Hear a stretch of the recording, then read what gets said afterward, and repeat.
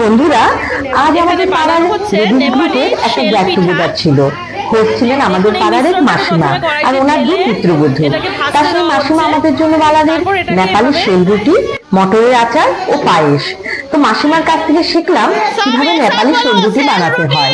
এবার ওনার মুখ থেকে শুনুন কিভাবে বানাতে হয়। এই যে আমাদের মাসি কৃষ্ণকলা শর্মা, উনি আজকে বানাচ্ছেন সেলরুটি।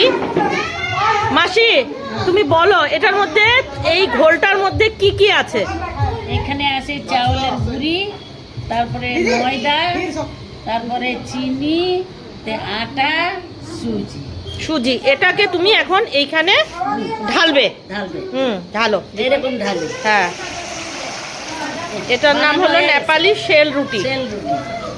ঢালার পর তারপর এরকম লাল লাল করে তোলা হবে। এটাকে আচার বা অন্য কোনো সবজির সাথে খেতে পারবেন। হ্যাঁ, টেস্টটা কিরকম লাগছে? খুব ভালো স্বাদ আছে।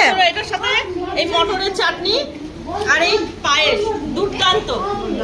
হ্যাঁ, আর আপনাদের? খুব স্বাদ।